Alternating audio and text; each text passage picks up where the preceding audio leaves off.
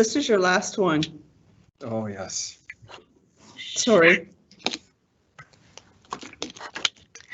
I see a little red live. Okay. Good. Welcome, everybody. I'd like to start off by our regular audio visual recording message. As per policy 1204, bylaws of the board, the regular meeting of the Board of Education will be recorded and maybe streamed live, archived, and accessed online. The board also reserves the right to edit or by motion of the board at any meeting, choose to not stream live or archive a meeting or portion thereof. With that, I would like to call the meeting to order at 7:10 p.m. I'd like to start off by acknowledging that the Langley School District is located on the traditional, ancestral, and unceded territories of the Matsqui, Kwantlen, Katzie, and Semiahmoo First Nations. We gather here tonight in an understanding that the importance of Yayastal working together and not somewhat uniting ourselves with one mind, one heart to ensure that we support and inspire all learners to reach their full potential. With that, I'd like to welcome our attendees tonight. I'll start off with Vice Chair David Todd, Trustee Shelley Coburn, Trustee Suzanne Pearl, Trustee Rod Ross, Trustee Tony Ward, Trustee Marnie Wilson, Superintendent Gord Stewart, Secretary Treasurer Brian Isley, Assistant Superintendent Woody Bradford, Assistant Superintendent Mal Gill, Assistant Secretary Treasurer Shin Chan, Assistant Superintendent Barry Bunyan, Communications Manager Joanne Abshire, Executive Assistant Judy Swanson, and IT Technical Support Paul Rohan, as well as QP 1851 President Cheryl Barnum, LTA President Tanya Kerr, LTA Vice President Graham Esplin, DPAC Treasurer Chantel Hubbs, QP 1260 Representative David Scott, and Langley Principals and Vice Principals President Jeremy Linden, and finally myself, Megan Dykeman, for the next few minutes, proud chair. So we are now on to the next step, which I will be handing over to the Secretary Treasurer. We have the nomination and election for chair and vice chair, which is where we'll start off. And that's pursuant to Board Policy 1204, bylaws of the board. The Board of Education holds a nomination election for the position of chair and vice chair for the second half of their elected term. Over to you, Secretary Treasurer.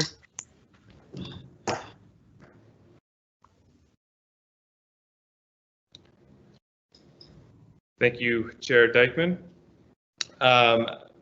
Since we're doing this remotely, it'll be a little more difficult than we have in the past. So I will in a moment be calling for nominations for the position of board chair. Trustees, if you could put those nominations in the chat as I do that, then I can read those out from there. So at this point, I'd like to call for nominations for the chairperson of the board.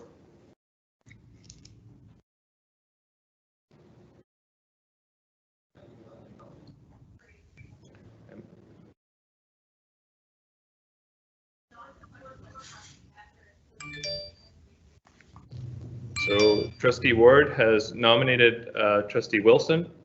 Trustee Wilson, do you accept the nomination? Yes, thank you to my nominator.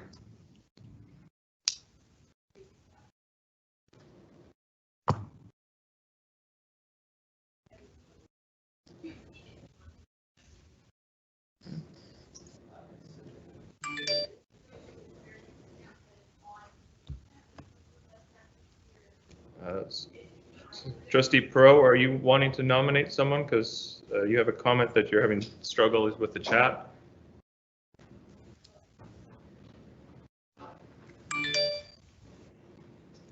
Suzanne, Trustee Pro nominates Trustee Ross. Trustee Ross, do you accept the nomination? Yes, I do. Thank you.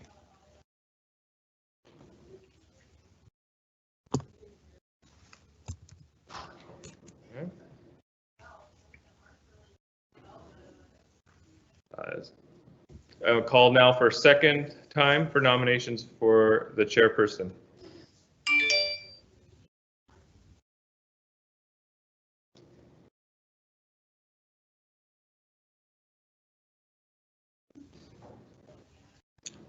All right, I'll call now for the third time for nominations for the chairperson.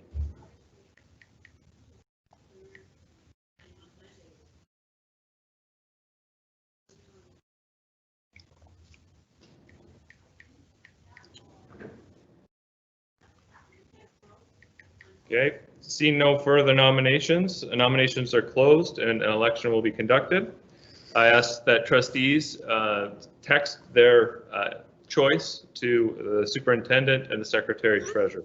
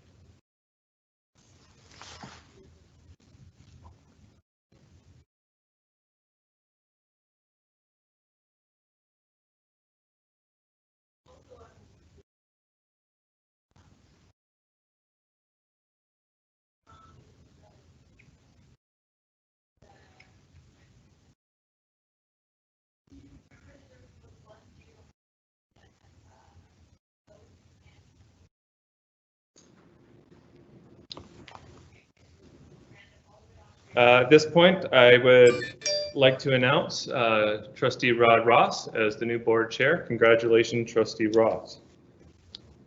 Thank you At all. this point, I will be handing it over to Chair Ross for the remainder of the meeting.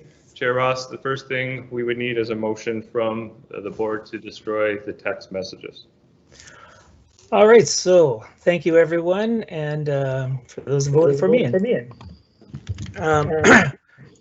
I'm getting a little bit of feedback. That's okay. I just kind of a motion that we destroy the text messages. So thank you very much. That's from Megan and also from Trustee Todd. Thank you. Now, I don't have a schedule in front of me. I think you're going to send something to us that I could read off of. Is that correct, Secretary Treasurer? Oh, no, I've got it. I'm looking at it here. It's just a little further down the page. Okay, we're okay. So election of vice chair. I'm going to call for nominations for the position of vice chair of the board. Sorry, Chair Ross, you have the first and seconder, but we need the trustees to vote on the ballot or the text being destroyed. Okay, I'm sorry. Thank you very much. Okay, so we got a first and seconder. Can I have a show of hands as to your support for the motion? Thank you. And it is unanimous. Thank you. All right. Thank you. Election of the vice chair. The chairperson will call for nomination for the position of vice chair of the board. Please respond with your nomination via the chat feature in Teams. The chairman will ask the nominated trustees if they're prepared to run for the position of vice chair of the board. Okay, so there you go. So it's open now. Who would like to make a motion for the position of vice chair? Or who would like to suggest a person? I would like to support, I'd like to nominate the current vice chair, David Todd. Okay, thank you. I accept that nomination. Okay. Okay. Is there anyone else? Going once, going twice. Okay, I nominate Suzanne, Tony Ward. Suzanne, do you accept the nomination? No, I do not. Thank you. Okay, thank you. Tony has also nominated Shelley Coburn. Shelley, do you accept the nomination? As much as I appreciate Trustee Ward and what he's trying to get as many names out, no, thank you. But thank you kindly, sir. Okay. All right. Good. Thank you. All right. So one more last time, a third call. Is there a? This is your third and last opportunity for nominations for the vice chair position.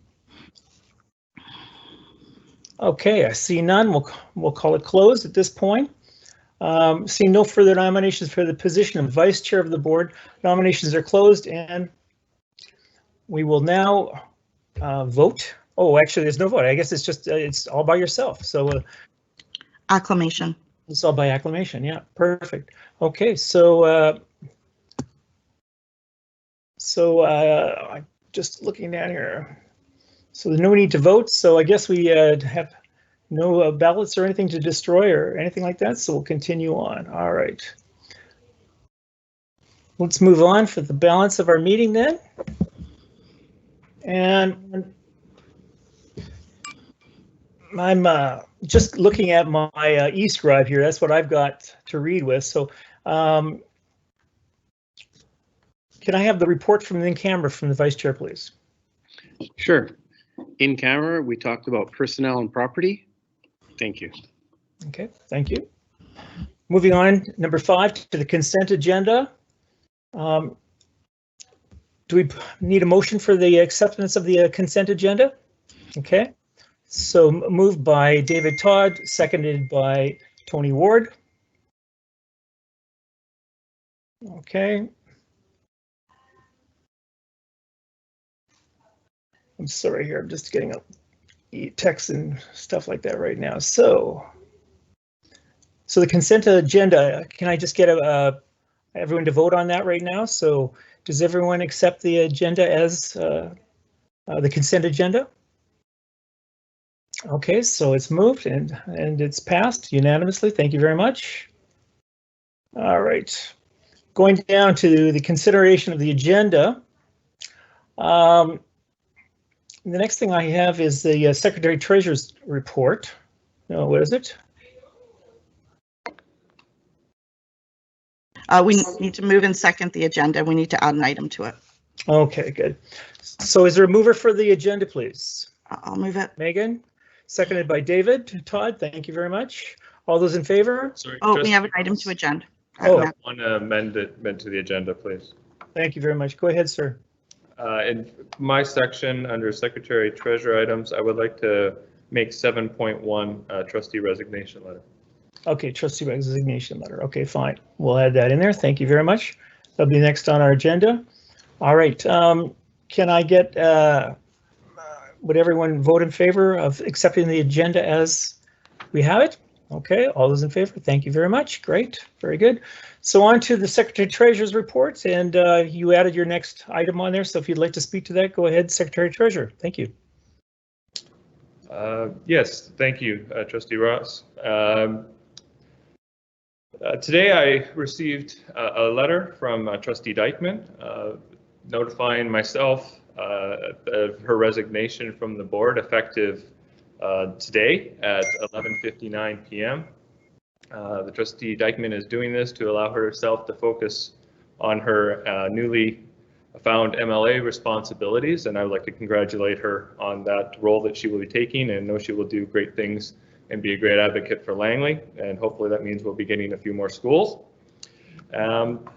This resignation will trigger a by-election process. The first step in that process, now that the trustees have been informed of the resignation, is to inform Township Council as well as their Chief Operating Officer, which I will be doing in the next coming days. And then they will be the ones that will run this election process. We also will be writing a letter to the minister to inform them of that. So once again, I'd like to thank Ms. Dykeman for her wonderful contributions to Langley students and to staff, and wish her all the best. And at this point, I would like to see if Trustee Dykeman has any comments that she'd like to make. Yes, please. This is quite emotional for me. I will do my best. It's been nothing short of a privilege the past 11 years to serve this board, nearly 11 years.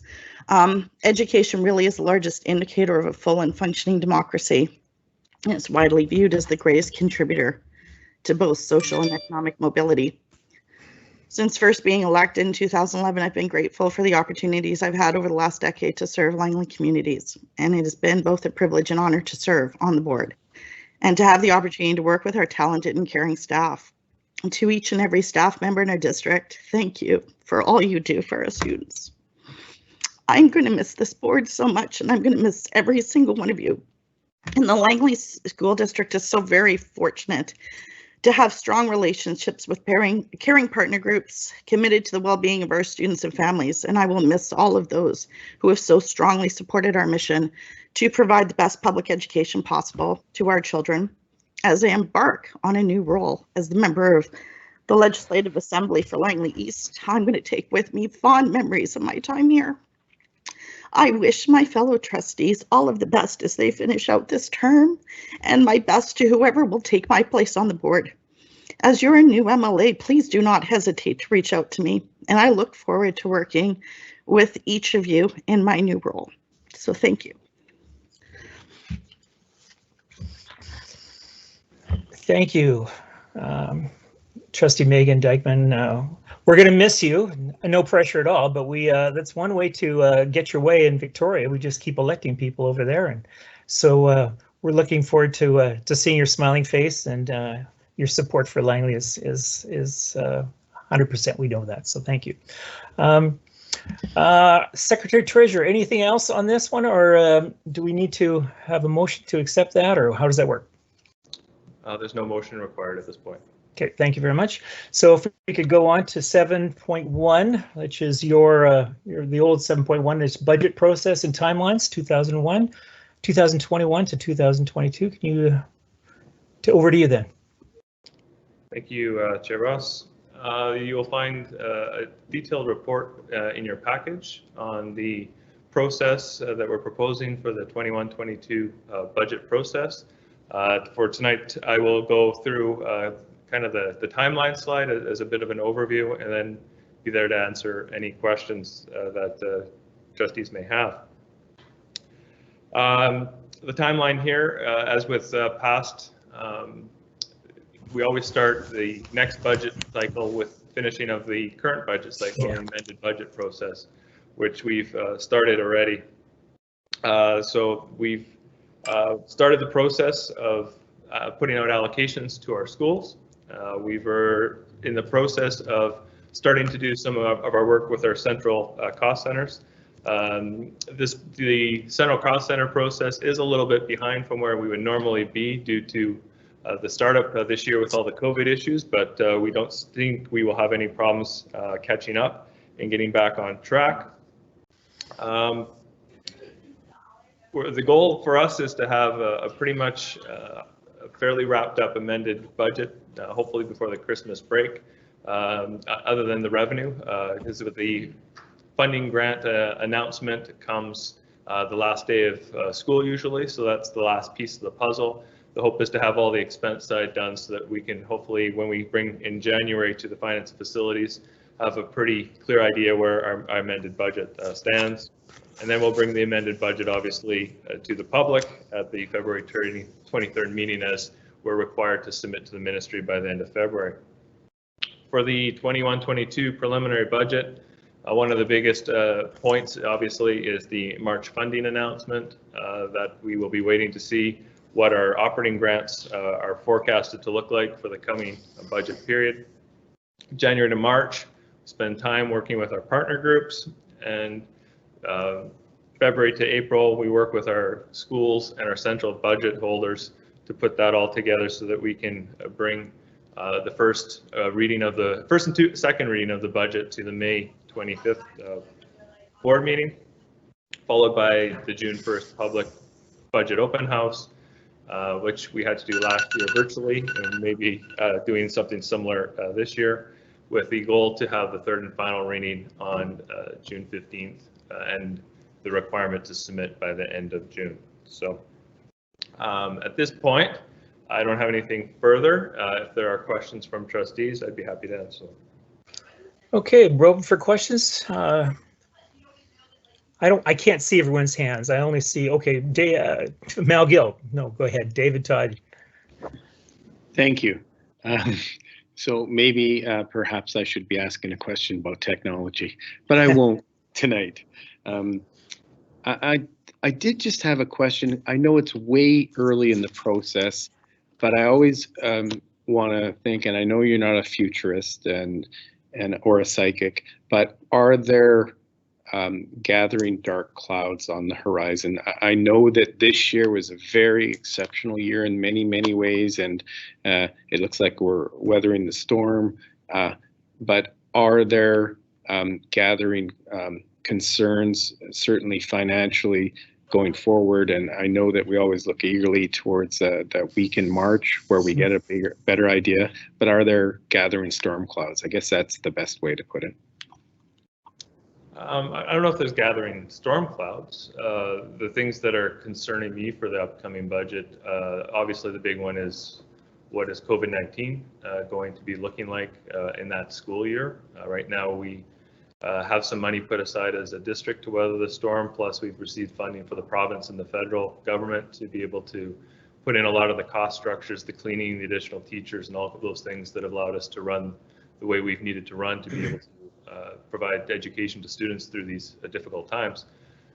Without those funds, it'd be a very big challenge if we have the same requirements next year to be able to do at the same level that we are today. So that is a concern for me, but it's also far too early in the process to speak intelligently on whether or not that really is an issue or not. The other concern I have, and it will lead into the next report, is we're enrollment based for a lot of our funding. Figuring out our enrollment for next year could be a challenge, and I think I'll probably touch on that a little bit more as I do the next update. Thank you. I don't have any other questions that I can see, so if there's anyone that can make a comment in the chat, I have the chat in front of me, so I can't see that. So if someone would like to, that would be beneficial. Okay, I don't see anyone, so thank you very much, Superintendent. Secretary Treasurer, you just got a promotion. What I was wondering if, I guess we should do receive this for information. So can someone like to move this presentation? Okay, moved by Trustee Todd. And okay, Trustee Dykeman, thank you very much. Okay, Dykeman and Todd and Dykeman. Okay, all those in favor? And if there's any negatives in the negatives, just put it in the chat. Seeing none, it's unanimous. Thank you very much. Okay, on to 7.2. Go ahead, Secretary Treasurer. You're going to continue on with enrollment report.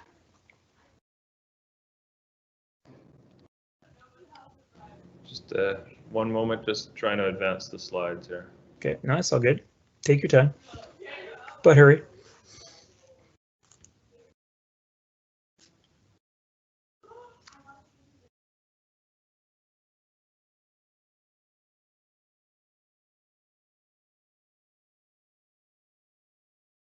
As they figure that out, I'll start. There we go.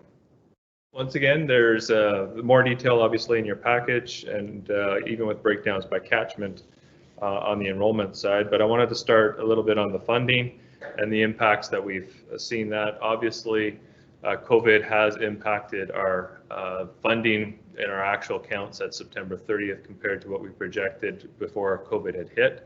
And it has impacted us greatly. We have been able to mitigate a lot of those risks and declines, but I wanted to highlight a few things. Our regular student category, we're down 124.4 FTE versus our projections, which is quite substantial. A good number of that is students that have moved into DL programs and also homeschooling. We've seen a lot of that, and we'll talk a bit more about that. This results in a lower funding of $940,000, so it had quite an impact on our district. Partly, this is offset by increases in our alternate, continuing ed, and mainly our distributed learning programs, as people have chosen a different method for their education for their students this year due to COVID. You can see that we're up 157.4 FTE in those categories, but the funding only goes up by $274,000. Our level 2 and level 3 students are also slightly higher. Normally we try to project those pretty conservatively. We came pretty close to those numbers this year. So the level 2 is up 10 students, level 3 is up 7. So we have $131,000 more in that funding category.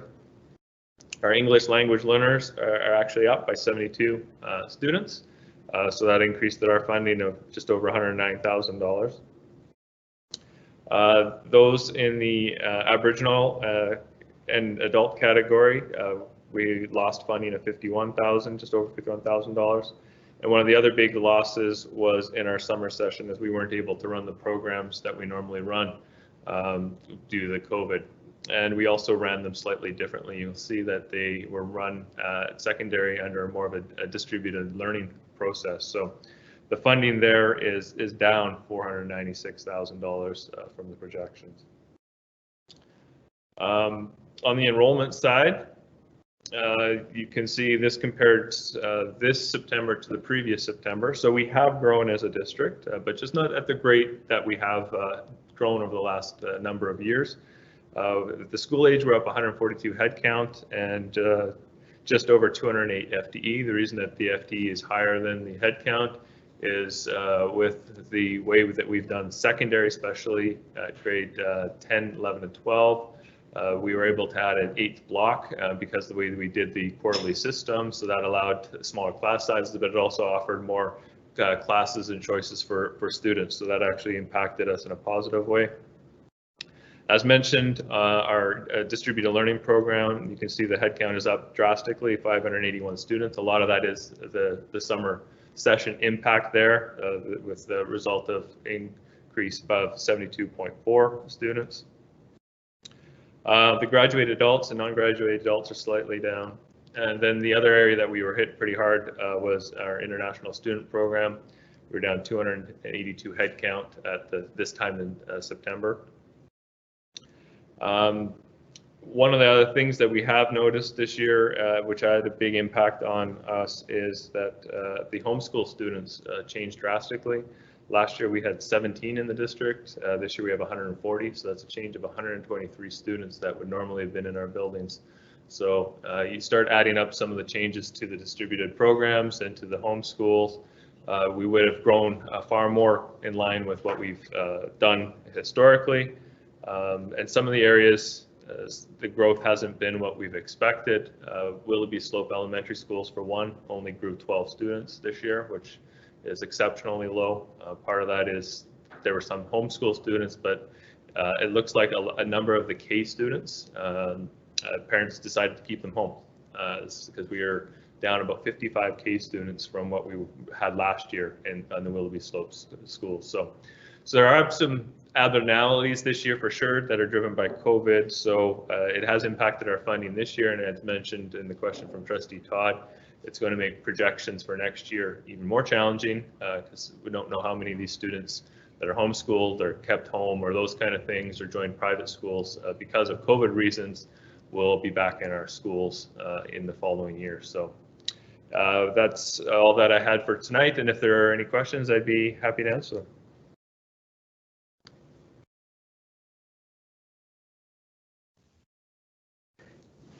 Thank you, Mr. Esley.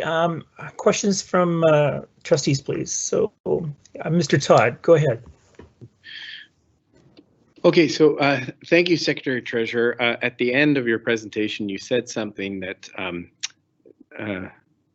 concerned me, and that was that kindergarten enrollment was up there.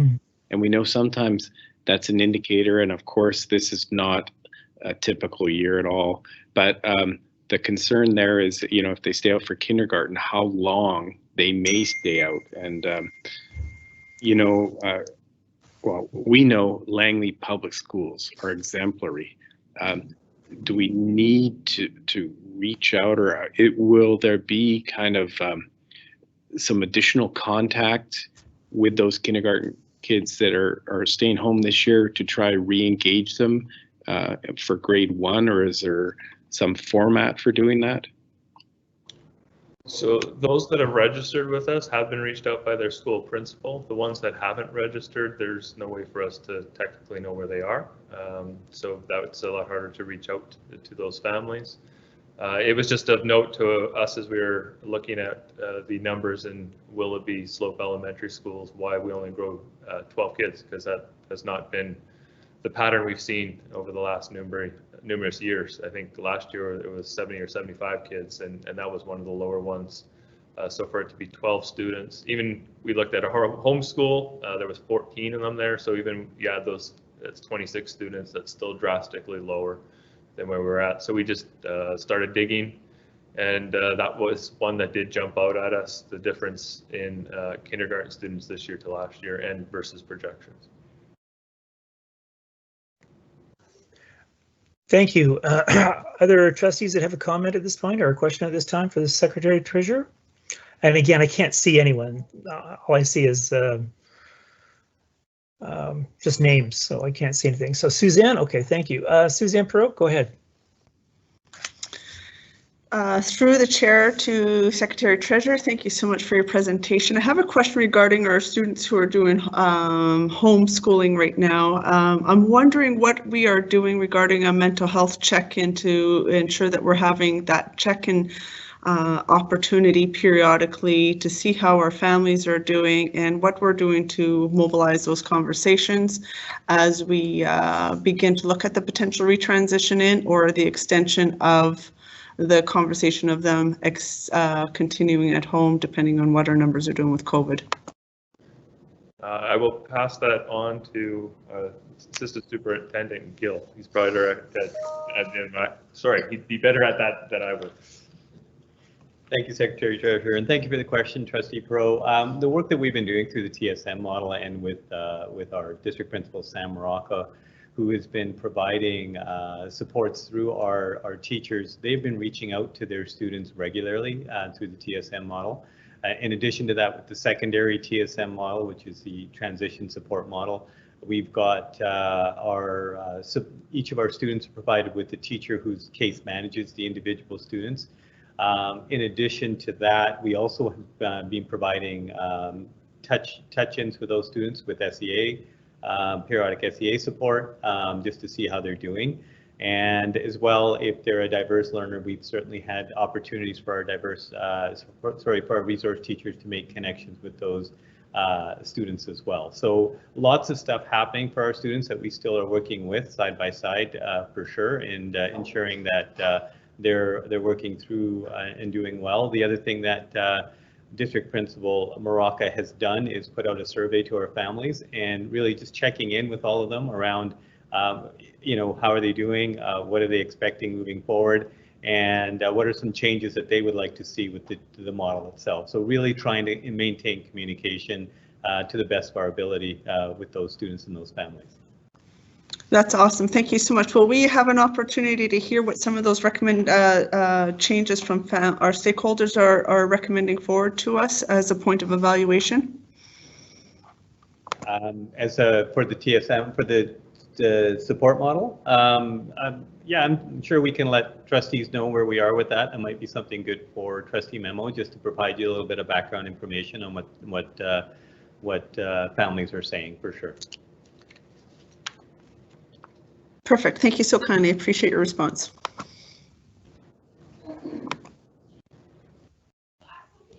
Thank you, trustees. I see no other questions at this time, so I'll just wait patiently for a second in case something comes up on the chat. Seeing none, all right, let's just call the question on this. The Board of Education receives the funding enrollment update for information as presented. Moved by? Okay, Shelley Coburn, and seconded by Megan Dykeman. Thank you. And all those in favor? And it's unanimous. Thank you very much. Okay, moving along. Secretary Treasurer Willoughby Catchments. Would you like to continue on? Thank you. Or is this for you, Mel? Okay, I'm sorry. Go ahead, Mel. Chair Ross, yes, I'll be taking this for Secretary Treasurer Isley. I just want to highlight for all of you that there is a detailed report in your package as well. I'm going to give you some of the higher level information for the community as well.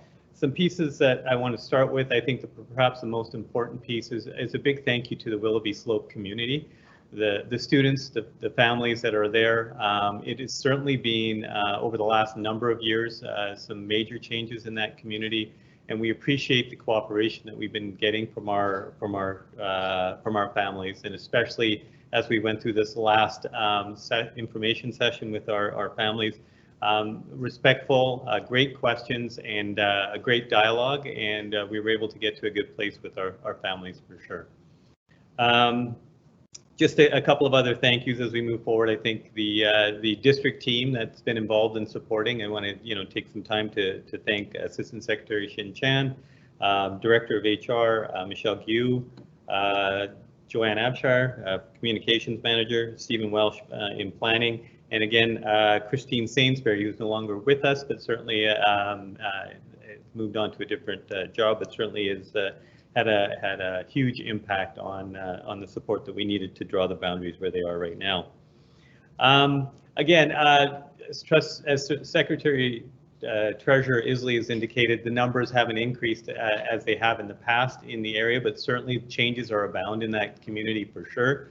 I'm looking at the time over the last, I'd say 10 to 15 years, we've had a number of school openings, starting with R.C. Garnett, and then moving on to Lynn Fripps, Richard Bullpitt, looking at Yorkson Creek Middle School, and then we've opened Peter Ewart and Ari Mountain as well just in the last year.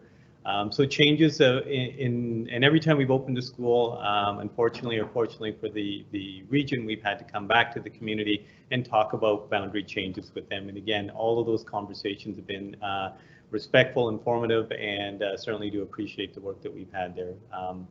The conversations, unfortunately or fortunately, again, will continue with that community. As I said during the town hall meeting, as I mentioned to our Willoughby PAC when we met with them face to face, that we're looking at least 2 new schools in the near future with beyond the new Southwest area elementary school.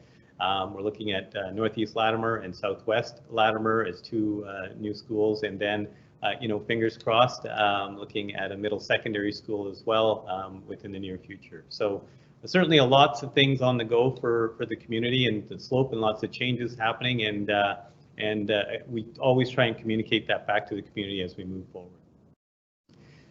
Just to highlight the work that's being done, I think that although the timeline starts at 2020 in September, the work really started back in 2017 when we were working on the boundaries for Peter Ewart Middle School.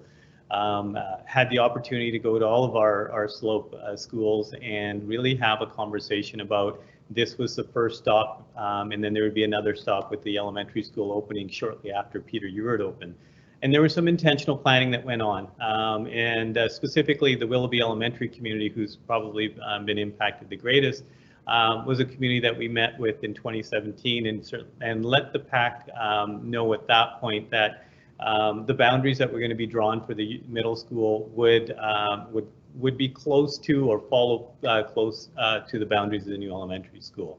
And there were some impacts that happened with Willoughby Elementary as a result of that, and I'll highlight those as the presentation goes on. We've had planning meetings with our Slope principals, and they have been certainly an incredible resource for the work that we've had to do. All of them, many of them presented at the town hall meeting.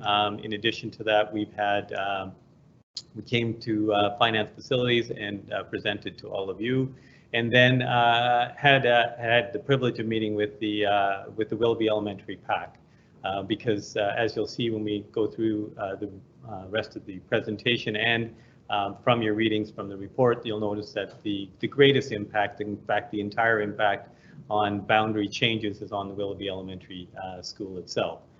The information we gathered from that PAC meeting, we were able to bring back to our community meeting in the form of Q&A that we had at the end of the meeting.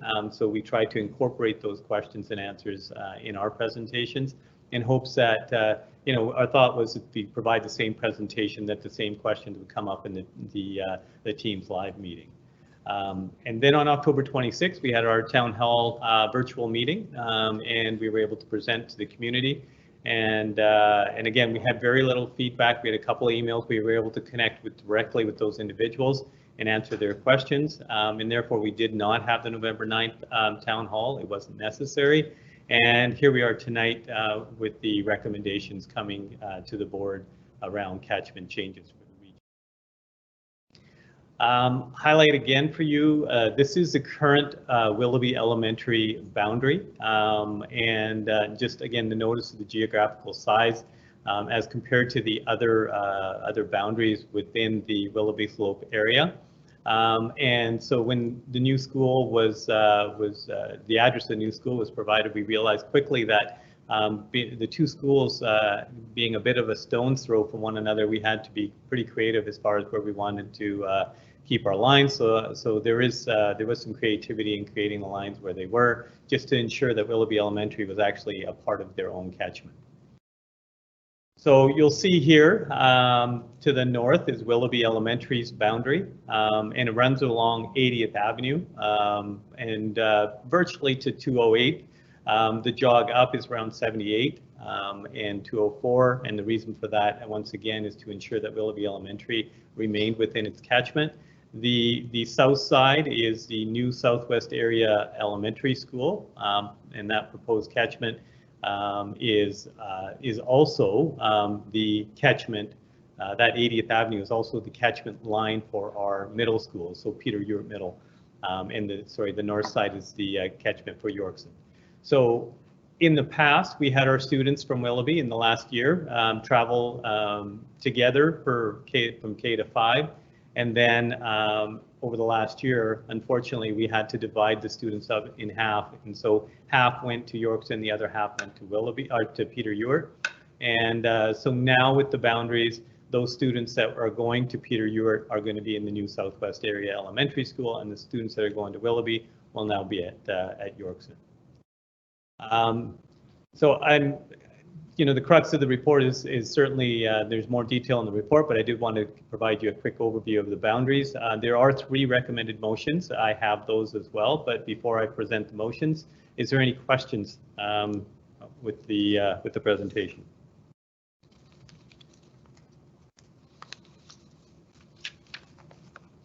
Trustees, to see your hand or in the chat. Okay, David, Todd, would you start out with us, please? Sure. Thank you very much for doing this. And it doesn't, if you do something over and over again, it doesn't always get easier. Sometimes you create a little more friction. So I think you've done an amazing job of this. It's never an easy thing to talk about catchment. So sure. Was there any major concerns expressed in the feedback? And did residents of Routley, that kind of area over on the other side of 200th, what was the feedback from that group, if there was any special concern? Yeah, there was, and thank you for asking that. I should have probably included that specifically in the report around transportation. Those were the conversations that we were having with the Routley parents. As I indicated to them at the time of the question, and it was part of the Q&A that we presented during the town hall, is that there's a very minimal difference in distance between you pick a fixed location in Routley to either Willoughby or to the new Southwest Area Elementary School. So there was going to be very little impact on transportation. That was a big one. The other question that came up around daycares, there's some questions around daycare and daycare spaces. We were able to answer that. Assistant Secretary Shin Chan was able to answer that question very well during the town hall. That we do have spaces for daycares there, but we still are going through the process of putting that work out to tender to really figure out how those spaces are going to be utilized.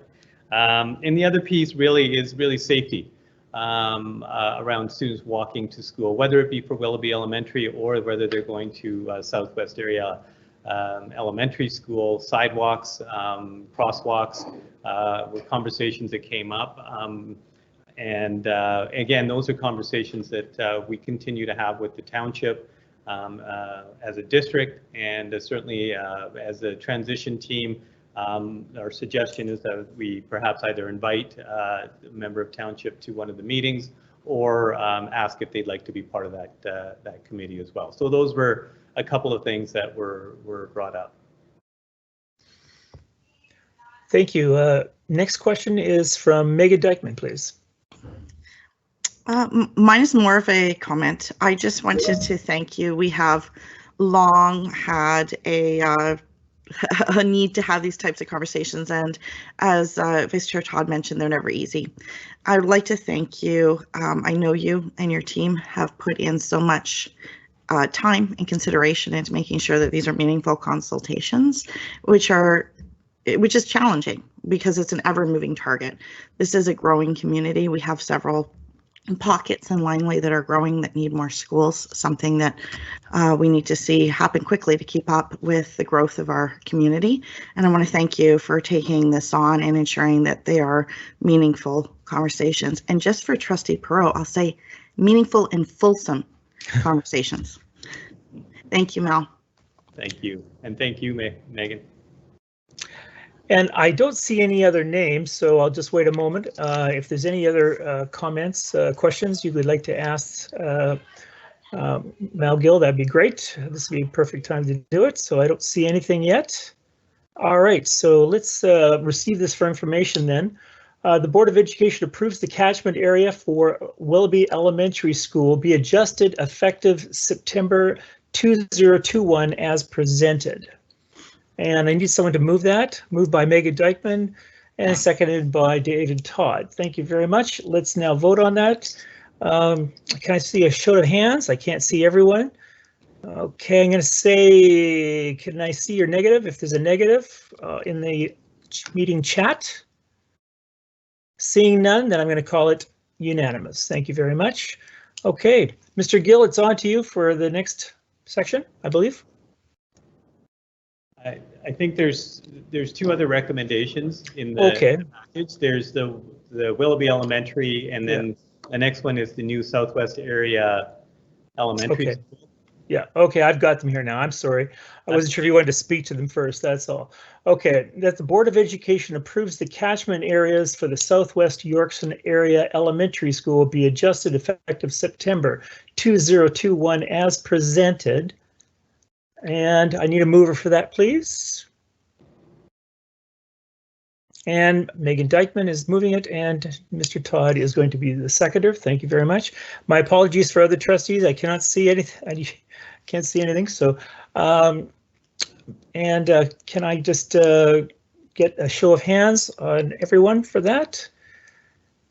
And the negative in the meeting chat. Seeing none, it's all in favor. Thank you very much. On to the next one. That the Board of Education approves establishment of a transition committee, which includes parents, students, district, and school staff to support the transition of students to the new elementary school catchments on the Willoughby slope. Okay, who would like to move that for us, please? David Todd moving it, and seconded by Megan Dykeman. Thank you very much. All those in favor, please. Okay, it's passed unanimously as well. I see nothing in the chat. Thank you very much. Thank you, Mr. Gill. Appreciate it. Thank you. And now on to the superintendent's reports, please. The superintendent report on balanced numeracy plan is next on mine agenda.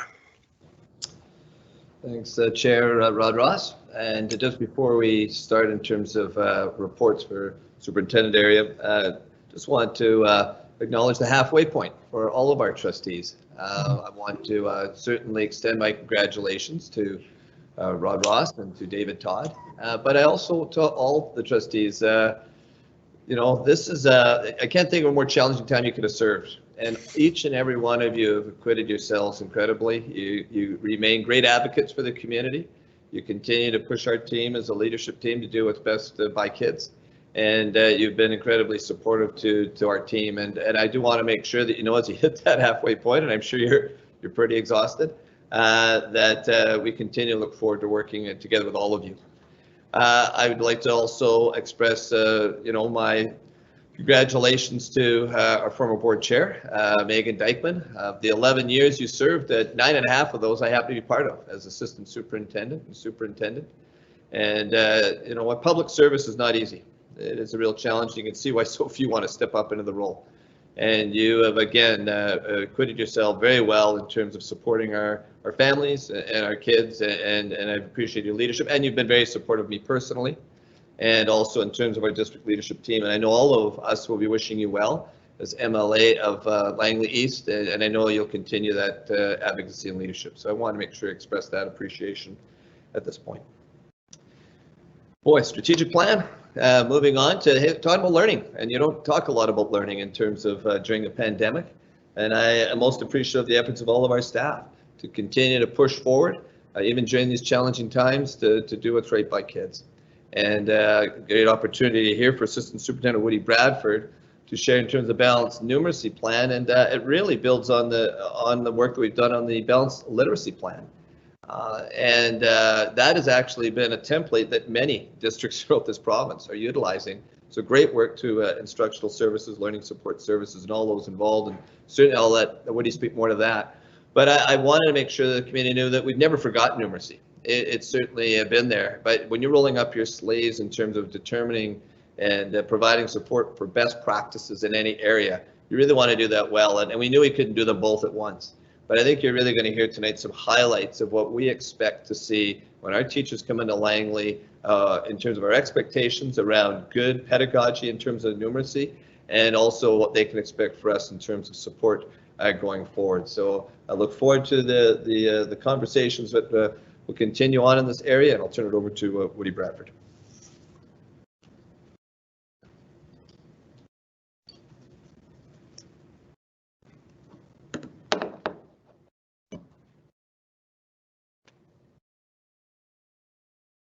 Thank you, Superintendent Stewart. I get the privilege of sharing with you our journey in terms of where we are with numeracy. And as Superintendent Stewart mentioned, our balanced literacy plan that we put in place a few years ago has been a blueprint for other districts to build their own literacy plan on through high-level pedagogies that we're using in the classroom around literacy. And now we are paralleling that with our numeracy plan in terms of what we're doing. And I have to give a huge amount of thanks to our instructional service team under the leadership of Don Tomlinson and George Kozovic, and specifically Deanna Lightbody, who's been working at the ministry and in conjunction with the ministry around numeracy plans across our province. And she's taken that learning and her leadership back into our district to lead this plan and work alongside Kim Klein, who is now a vice principal at Richard Bulpit. And together, the two of them have been working collaboratively together to put this plan in place and have done an outstanding job. And as Superintendent Stewart said, this plan has become visible now in terms of what we're doing in each of our schools, but it's been going on for a number of different years when schools have noticed trends in their data in terms of what they've been doing to try and ensure that they meet the needs of their students in literacy and numeracy. And Deanna and Kim have both been instrumental in supporting that and drilling that down in each one of our schools. Also supporting them is Shelley Hedges and Amanda Slade, alongside them, working to support them and make sure the plan is implemented in an effective way. So a huge thanks to all of them for their team effort in terms of what they're doing. And this has really made numeracy visible for us in terms of what we're doing at each of our schools and across the district. I just want to share with you a district perspective in terms of the importance we find sharing this plan with you, that numeracy now sits alongside literacy, which link together to really support our successful transitions for our students out of our schools into the next step of their lives. And we know that literacy is a key player in terms of what those students do to be successful. And we also know numeracy is, and numeracy needs to share the same experiences as literacy does in the classrooms. And we need to make sure that we're providing the right supports for our teachers and our support staff, our principals and vice principals in the schools, to make sure numeracy is getting the attention it needs. And it certainly is in our classrooms in terms, we already see so many great examples of pedagogy that reflect high-level strategies for students to be successful within numeracy. So you'll notice within our framework here in terms of this is our roadmap in terms of what we do to ensure that we have the right strategies and structures working together to really push our vision and mission forward for our framework for enhancing student learning, literacy and numeracy together there in the middle around student learning to ensure we have successful transition. So at the district level, this plan is driving that work, and within this plan, there are strategies that we are going to implement to ensure that we are successful. Within the plan itself, the plan is really set up into 4 categories at this point, and really the driver for these 4 different areas is the curriculum in terms of how we use that all the way K through 12. Specifically, our plan right now is targeting K through 8 in terms of the information that we're sharing within the Balanced Numeracy Guide. And the Balanced Numeracy Guide is really the support for the curriculum in terms of what we're trying to do and achieve. And it really is built on research-based information and a framework to ensure that we have high-level strategies in our classrooms for numeracy to be successful. And we want to make sure that the resources we put out through the Numeracy Guide really reflect high-level strategies that really reinforce student success. And we recognize that every student in terms of their own learning around numeracy is going to be on a different pathway, and we have to be able to create those different pathways for students to be successful. And that's the exciting thing about numeracy. With the curriculum coming in and us being reflective in terms of where we are as a district and what we're doing in our classrooms, we need to be able to provide different opportunities for students to be successful and really engage with numeracy and mathematics in terms of what they do in the classroom, how they engage through the use of things like manipulatives, puzzles, games, how they explore numeracy, and how they actually see the application of numeracy in real life situations. And that's really the driver behind the plan, is to ensure that students realize that numeracy goes well beyond just addition, subtraction, multiplication, division. It's really about exploring number sense, conceptual fluency, and problem solving to really drill down their thinking and learning as they go through. So the Balanced Numeracy Guide is really the anchor for the other parts of our plan to work successfully. The elaborations are what we are doing alongside the Balanced Numeracy Guide to ensure that our teachers in our classrooms have examples of what high-level strategies look like in the classroom. Our instructional services team is working on different examples and video clips and providing those and then embedding them inside of our numeracy plan so that they can actually see these strategies being used and how effective they are for students to be successful and how engaged students are inside the classroom with the different activities that are going on in different learning experiences. Whether it be individual instruction, whether it be small group instruction, or whether it be whole group instruction, numeracy is alive and living in the classroom and visible in our buildings each and every day. The implementation plan in terms of what we're trying to achieve with our Balanced Numeracy Guide is we're going to go slow and steady in terms of effectively implementing it so that teachers have the right supports to ensure that the plan is implemented in a way that it's going to reach the individual student, the whole class, and then across our whole school, K through 8. And be reflective in terms of where we're going on that journey to ensure that students or the teachers have success for instructional services and other experts in our district that can really reach out to those people and ensure they're being successful. An example of that is what we've been doing with our teams. Our model of teams has been exceptional in terms of just creating a collaborative environment for teachers to engage in and have discussions over. So using the Teams platform, we can now reach teachers all over our district for them to have collaborative conversations around numeracy, and that will be part of this implementation plan of once we put out our numeracy guide, that the Teams platform will be an excellent place for teachers to ask questions, for instructional services to provide those supports in real time so they get the support they need to be successful.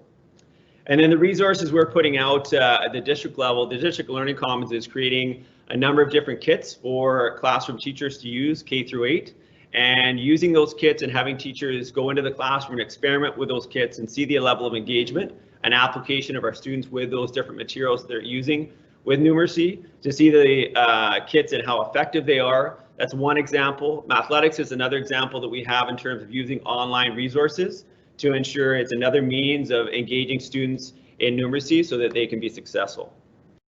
Within our Balanced Numeracy Guide, it is split up into 4 different sections.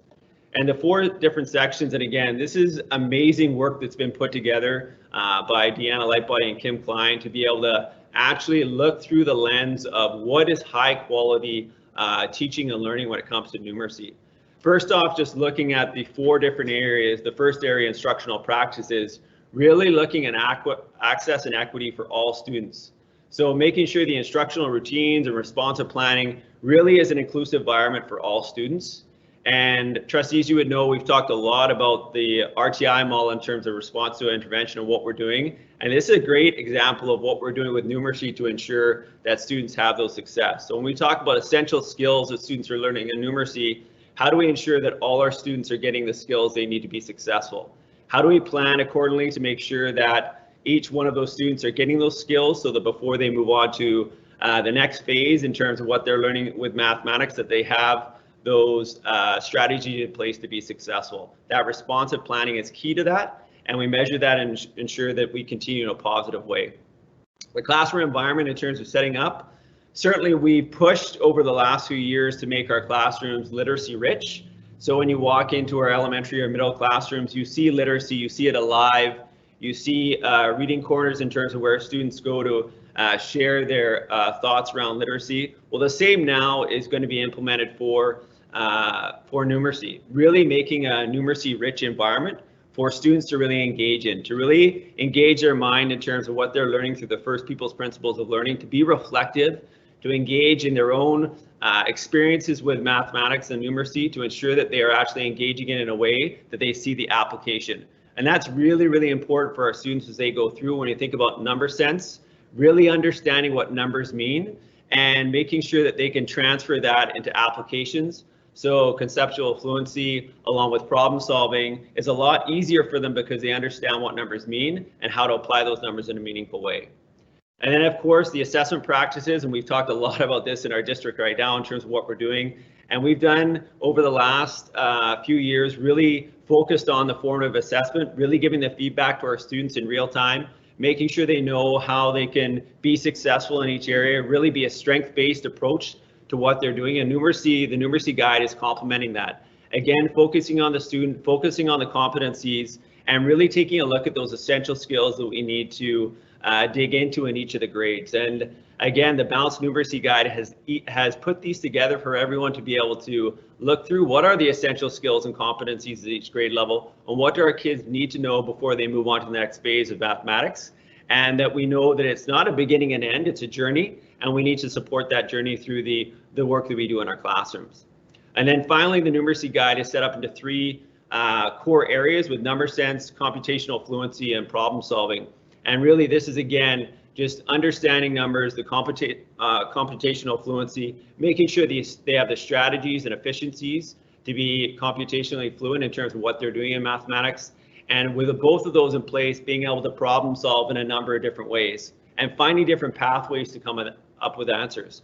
Really that ability to apply an inquiry model to the area of mathematics and numeracy in classrooms, really go through that cycle of understanding and thinking about different ways to share with their partners or share with their classmates, share with their teachers about how they went through strategically in their mind to be able to problem solve the different examples that they have in the classroom and be excited about the journey that they're going on, really investigate and explore.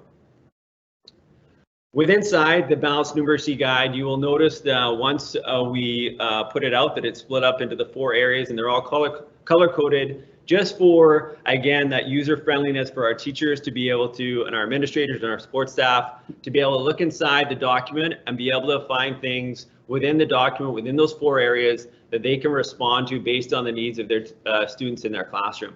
Whether it be instructional practices that they need to look at, or how they apply those instructional practices through the use of things like manipulatives, they make sure that they have those abilities within the document itself to have teachers be able to find those resources. There is an amazing amount of resources within the document itself, whether it be numeracy literacy that's inside there, whether it be the manipulatives, whether it be technology, whether it be puzzles or games that you can use at each grade level. It is a rich resource that teachers will be able to use and be supported through their journey about implementing our numeracy plan.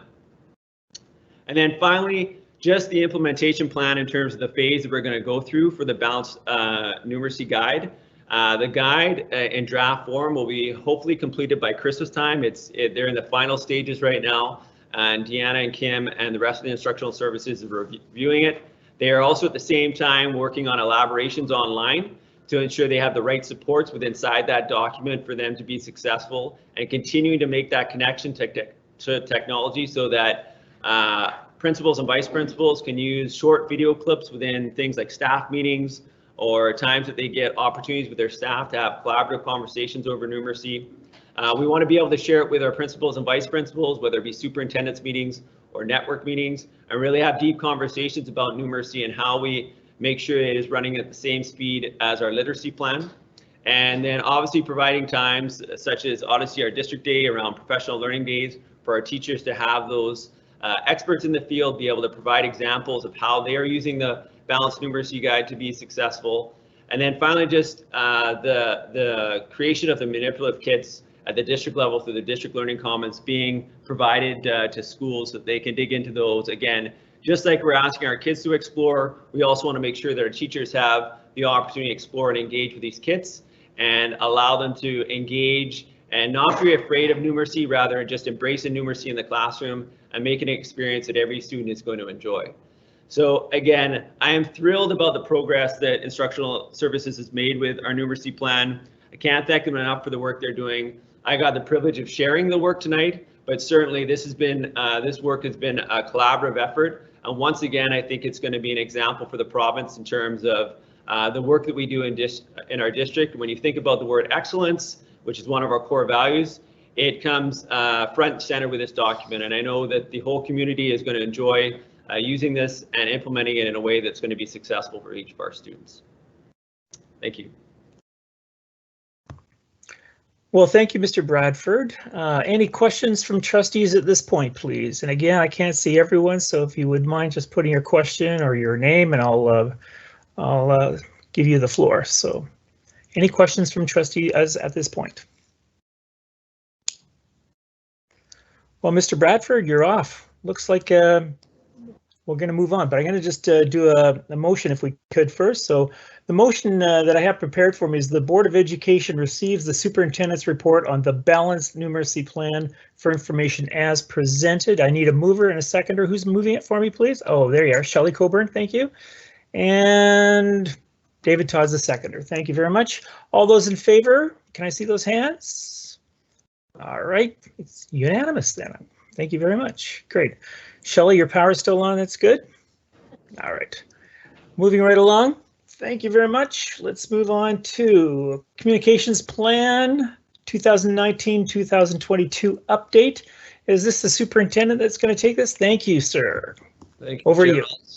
And just I'd like to also thank Woody Bradford also in terms of the presentation. I think, you know what, how many of us have struggled when it's come to numeracy or have kids that have struggled?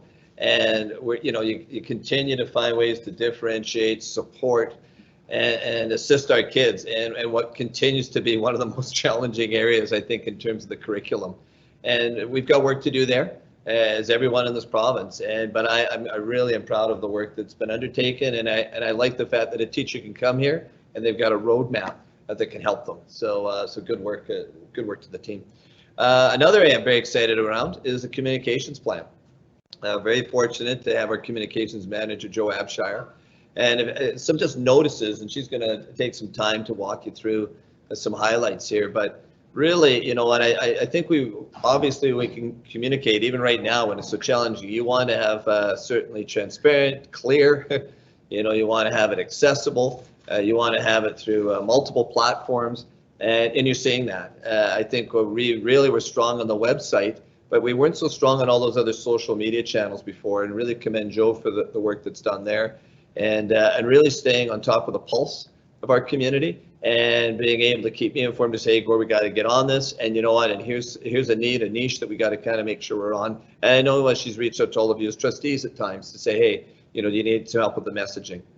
But the other part that I really appreciate is the telling of our story, and you really want to get the sharing those good pieces out. And what I not only noticed with the work that she's done to be able to get that out to the community, but it's also having an impact in all of our schools where everyone's kind of going, hey, as a school, what can we do in terms of raising our production in terms of what we're putting on out? Because it's exciting. Parents love that stuff. They love seeing their kids and they love seeing their community out there. And she's been such a real asset in terms of being able to kind of see that take place. So looking forward to the communications plan highlights tonight, and just say again, once again, how much I appreciate the opportunity to work with Joe. So I'll turn it over to you, Joe. Thank you, Superintendent Stewart. I just want to start off by, in the work we do, to acknowledge our traditional territories, that we do so work today on the traditional ancestral and unceded territories of the Matsqui, Kwantlen, Katzie, and Semiahmoo First Nations. As our other staff have done so in their presentations, I also just want to start off by thanking so many people, everyone, for their support. The last 9 months have been very, very difficult for the communication department. We're a small team. It's me and basically Anthony Biondi, who's my staff. He's been very good, amazing in the last couple of months as carrying on with the day-to-day as I try to manage and navigate through the crisis that's ongoing. I want to thank Claire Pereira and also the district leadership team for all of the work and the countless hours that we have been spending strategizing, trying to communicate to the community. And I also want to just send a special shout out to administrators, many of them who are probably listening and tuning in right now, I've worked many hours over the last couple of months on different strategic plans, the education restart plan, so many different things that we've worked on together. And lastly, the board for your support. I know that you are all our eyes and ears in the community, and you have been very instrumental in letting us know, what's going on. So I think the last time I was here was 1.5 years ago, and that was when I came and presented my communications plan, which I'm holding up. And that was 1.5 years ago, and the communications plan had major overarching objectives and a bunch of strategies. And if you would ask me, what would you do in a pandemic back then? I didn't have that included in the plan that we have now. But obviously, we have learned a lot. And in this recent update, which I'm holding in my hand, and it's also before you in your board package, there includes a section on COVID-19 communications because it has been front and center in the work that we've done over the last couple of months. Crisis communications objectives and strategies are outlined in this latest update. And of course, the reason being is because health and safety has and always will be our priority, and education is as well. So there's all these objectives and strategies, and I think it's fair for me to say that because of the pandemic and COVID-19 communications, a lot of my time and staff capacity has been redirected and diverted to COVID-19. So because of that, a lot of the regular strategies, or rather the regular objectives that would have been accomplished have been sidelined or sort of taken to the side for a bit, as well as measuring and evaluating how we're doing. Those haven't really been prioritized either. That's not to say that the work hasn't been done. We've had lots of achievements and growth in many different categories, but definitely the tremendous amount of work that has been put towards COVID-19 has impacted all of the other regular business, which I will talk about as well. So the best way to measure, I'll just give you sort of a little bit of a current context where we're at, and then I'll talk about what we've done in the last past 9 months. So as you see on the screen, as of today, we have 18 cases of school exposures. We have had, the first one was back in October 1st. I'm very happy to tell you that, well, happy is probably a wrong choice of words, but I think what I want to say is confident in telling you that when that happened, we were prepared. We had the plan in place, the process in place, everything from what sort of communication would go out. Of course, that would be the communication depending on what Fraser Health had sent us, to the staff meeting that would be presented to the school staff, to even parent communication as well. So we were very prepared for that. And that's now a month and a half later. The process hasn't changed, but we have made improvements along the way, and we continue to do so. I think it's important to note, especially for the parent community and for even staff, it's a good reminder that that process hasn't changed. We do take our direction from Fraser Health. And with that being said, once there is a case exposure, we're notified, and we don't take action or activate a series of communication actions until we are notified by Fraser Health. And when we do get notified, that sort of activates the series, which starts with letting our partner groups know, letting our staff know, then it carries on to the community, parents, the wider community, social media and the website, as well as local media. One of the things you'll notice is that our district has taken that direction in being transparent, at least on the website and social media. Not a lot of districts are doing that. And that was a direction that our superintendent and myself, we made, because we knew that Langley's a very engaged community and we want to be open with what we're communicating. And lastly, I just want to talk about the challenges that we've faced in the last couple of months that we continue to see in year 3, as long as COVID's around. And that includes the balancing of transparency and the protection of privacy. That also includes the directives that continue to change daily in some cases, the consumption of my staff time and resources and how that takes away from other regular duties.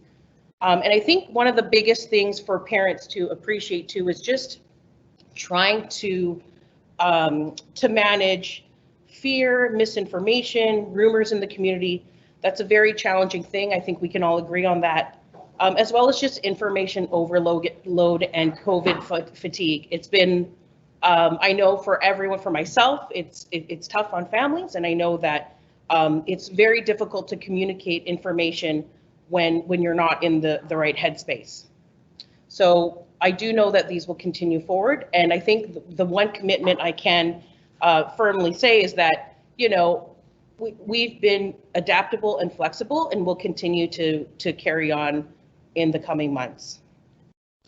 There's a lot of different ways to measure how we do things, and I think I love anecdotal evidence. I love feedback from people, staff, parents, but numbers are a good thing. You can see just on this slide how much work has been done. From March, we had almost an information bulletin every week. A lot of different communication materials have been sent out last fall, or last spring, I should say. Here's just another slide with more numbers. These documents, including the plans and guides, these aren't just 1-2 page, handouts. These are 20-page guides that have all the information that we get from the province, and we try to make it our own and also communicate it to the parent community in a way that's easy to understand. And we've also, if you notice, have paid close attention to health and wellness. I think the leadership of the district and their attention to health and safety is a priority, and health and wellness really shown through our communications materials as well. And lastly, just trying new things with our town hall meeting that we held in September, which was really well attended, hundreds in attendance, and more than 100 questions sent in ahead of time. So that was sort of the COVID lens and what we've been doing. And now I'm just going to touch on, it's not just COVID. There's a lot of other things that carry on. Although the crisis is still happening, there's still a lot of business continuity that has to take place. And I'm happy to talk about that as well. So before you is just the screenshot of the communications plan update, which is in your board package as well. And if you do recall, I had 5 overarching objectives. 1, celebrating our story, and that's again sharing all of the student achievements, staff profiles, just things that we want to celebrate and highlight that are positive in the community. The second being enhancing our brand. That's just basically our visible identity, as well as our reputation. I mean, even this setup behind me with the vision in the background, that's what I mean by enhancing our brand, things like that. Promoting safety in schools, I've mentioned that, and of course there's a new COVID-19 communications piece. strengthening our relationships, both internal and external. I touch on that in the plan as well, and building our capacity, which in some cases, building our capacity has been a struggle, and that's because of capacity with COVID-19. But as our superintendent mentioned, there have been a lot of strides that have been made in building our capacity with regards to technology. I mean, we have all of our staff using Microsoft Teams. We have more staff telling their digital stories through videos and social media as well. So we're seeing a lot of positives as well. One of the ways we measure celebrating our story is through social media. And there's a lot of different ways, but I'm going to just focus on this because it's probably in some ways the most new aspect of what we do in measuring things. And basically since I've started, which was February 2019, we've increased our followers in all platforms, taken Facebook from 6,000 followers to 9,000. And then for Instagram, we went from a couple hundred to 3,400. The important thing about social media is that these followers are our targeted audience. These are our parents, these are our students, and these are our people. They're not just random people trying to follow us. So we know that when we put stuff out there, we know it's going to who it needs to go to. You'll also notice that we've seen an increase just in overall engagement for most platforms, except for when the pandemic hit in April. That's when things kind of slowed down a bit. And I think that downward trend, there's a lot of factors why. I won't go into, I think you can imagine, but definitely, you know, the overall stress just in life in general, which has made, you know, has sort of impacted social media. I want to end on a more positive note. So we know that more people, at least on social media, are engaging and are following us, which is fantastic.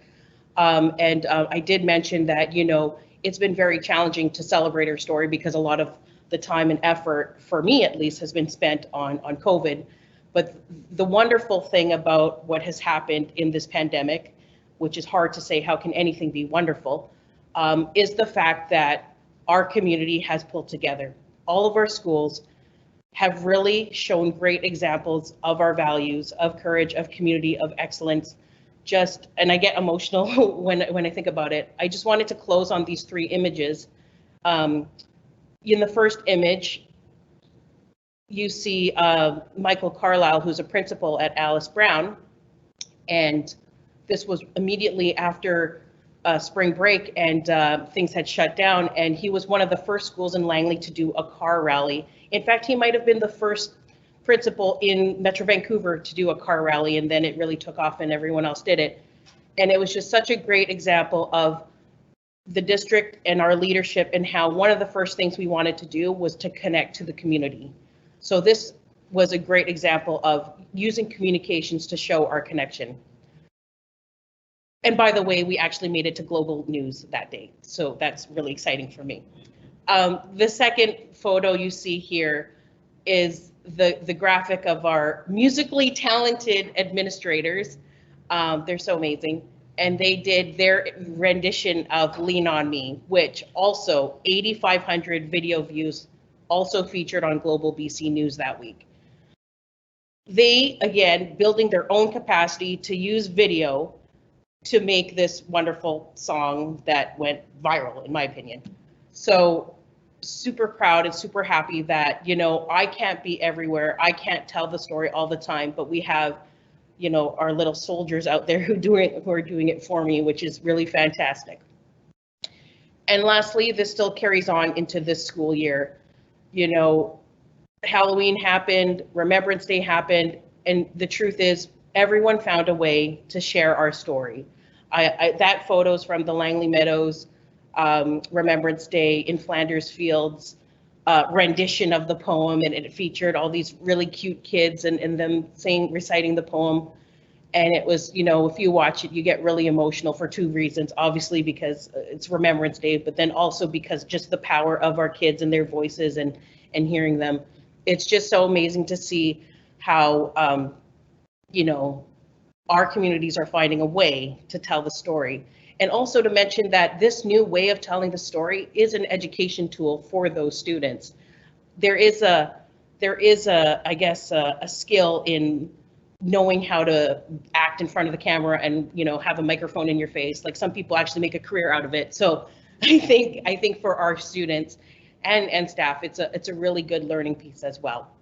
So I'm very hopeful, and I'm glad that I'm ending on a hopeful note, because it kind of sounded all doom and gloom to start, that moving forward, again, with whatever comes our way, we will find a way to share our story. So that's all. Oh, sorry. Question. Yeah. Oh, the question slide has disappeared. All right, no problem. Trustees, questions for Jo Abshire. She is a great soldier, communication soldier for us. Speaking of soldiers, let's hear from Megan Dykeman. Go ahead. Thank you for another incredible presentation. You work so hard to provide just the most amazing communication. Watching your plan come together, that you first presented to us, and seeing it evolve as it goes forward, and how you have kept a consistent forward message through this pandemic. And I know how tirelessly you've worked, especially as we were dealing with everything coming in at the school year. And I just want to say thank you for everything you've done. We are very fortunate as a district to have you here. Thank you. Thank you. And Suzanne Perot, and then David Todd. Go ahead, Suzanne. Thank you. Through the chair to Joanne. I just want to also extend my deep appreciation for your work and dedication to our district, diving into this role and really diving deep very quickly and swimming really hard and barely taking breaths. I'm seeing posts go up on social media at night around this pandemic, and when things are happening, you're on it as soon as you can, and I see that out there, and I see your good work, and I just want to thank you for all your efforts, for your heart and your passion, and to bless your hands. Thank you. Good job. Go ahead, David Todd.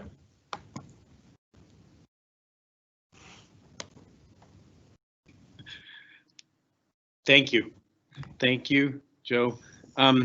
First off, I just want to say thank you for the decision to tack towards transparency, because I know that's not always an easy one, but I think in the long run that's the best way. Just be transparent, and I know that we are bound, like you always see on social media, but why aren't they releasing what cohort it's in and those kind of things? So maybe when I ask for an answer, you'll address this a little bit, because I think that needs to be touched upon. We are bound by Fraser Health Authority, what we can and cannot say in terms of privacy. I really, really, really, really like your celebration. You celebrate the story of Langley School District. That is just so fond, and that builds such community, more than you'll ever know. Just more than you'll ever know. Like, in terms of a communicator, you're like cutting edge, top shelf, discovery based. I cannot pile on enough adjectives. Like, and most of all, I just want to thank you for your message of hope, because what our community needs is hope. This too will come to pass. So the one question I have is, you can address a little bit the privacy, and then, like, what's limiting us? How can we help you? Okay, thanks. Yeah, great. So I can say that we are basically bound by Fraser Health in what we can say. I don't know if Assistant Superintendent Mal Gill has anything to add, but basically, you know, there's sort of two sorts of communications that go out, whether it's an exposure letter that's centered around for the whole school, and then there's potential self-monitoring letters, and that's for specific classes or cohorts. Again, we are taking their lead and following their protocols, and we're really not in a place to veer from that. You know, that could always change. Is that just my camera doing that, or? Sorry? like she's highly pixelated. Everybody else is really clear. So I'm thinking like it was clear all before, and then when she came in. So, I hope that answers your questions, that we are basically, taking their direction on the details that need to be discussed, the dates, the times, you know, any sort of directives on whether or not someone should be isolated. That again is coming, that message is coming from Fraser Health, as we're confident in their medical expertise, and we trust their direction. And to answer, just comment on the hope, thank you, Trustee Todd. I am very hopeful. As most know, I'm also a parent in the district, so you know, as a parent, I think I would want to hear about the positive messages as opposed to the doom and gloom, but I still want the information at the end of the day so I can have good sleep at night and ensure my kids have a good day at school the next day. So that's kind of my thinking. And yeah, who doesn't love positive energy? Yep, good. Thank you. We're just getting mindful of the time here, folks. Is there any last one question I could just, okay, go ahead, Marnie, it's yours.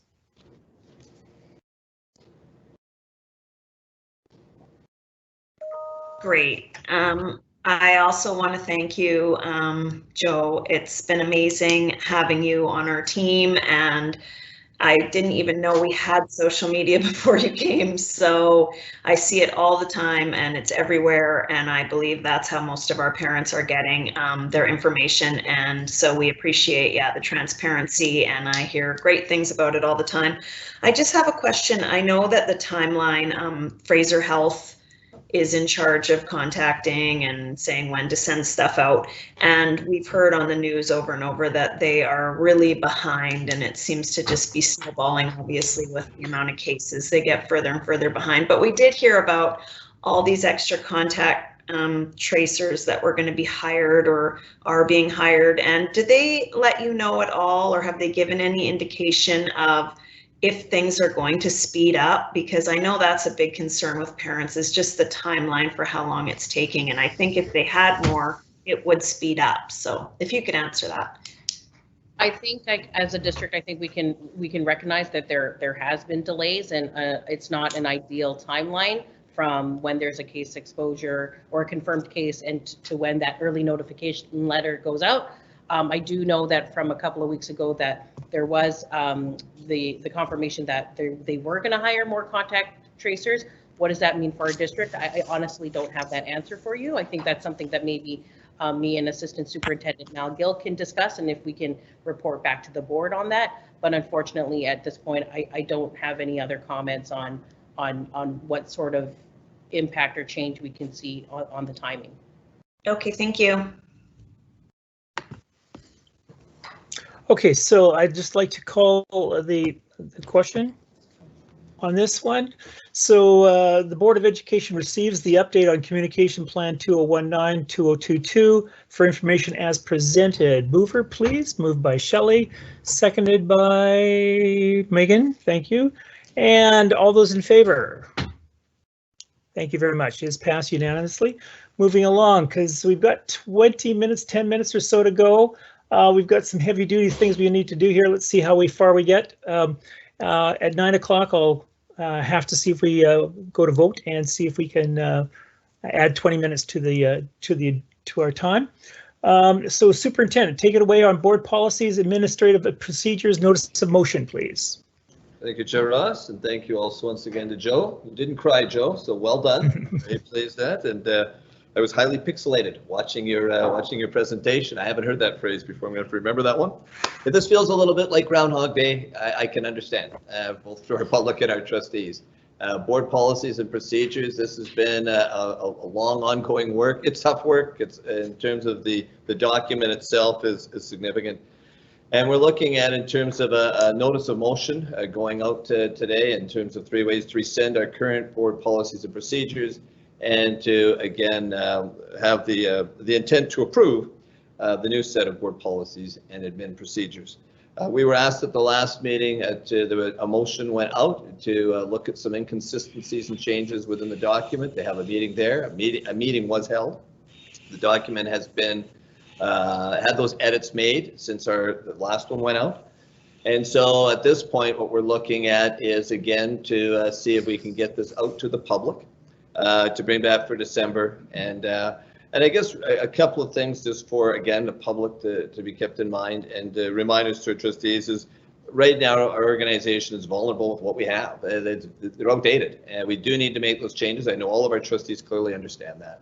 And we also don't have some policies because they don't exist yet. And we were making them part of this current package, particularly around areas of social media. That's one example in and of itself that we're kind of nervous out there.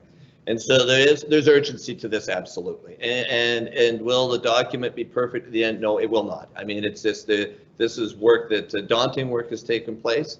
Work will continue, and I think we need to assure everybody, not just our trustees, but again, the public. That's why we have a policy committee, and that's why we bring back to trustees in terms of as times change and as we notice things that may not be, maybe the language there is not serving the purpose it should, then those are opportunities still there. And I don't want anyone under any illusion that this is set and done, because that's, quite frankly, a lot of work will continue. But we do need to we have to have a starting place. and that's what we're looking at, is trying to move forward here. But I know many people are passionate. I know within our board, there's differences of opinion. And what we'll be looking at in terms of it tonight is to see if we can get to a point that we can get this out to the public to get back. And then obviously that work has to continue. Absolutely. I don't think for our Secretary Treasurer, there's much more I can say than that. I think I really need to put it back to you folks.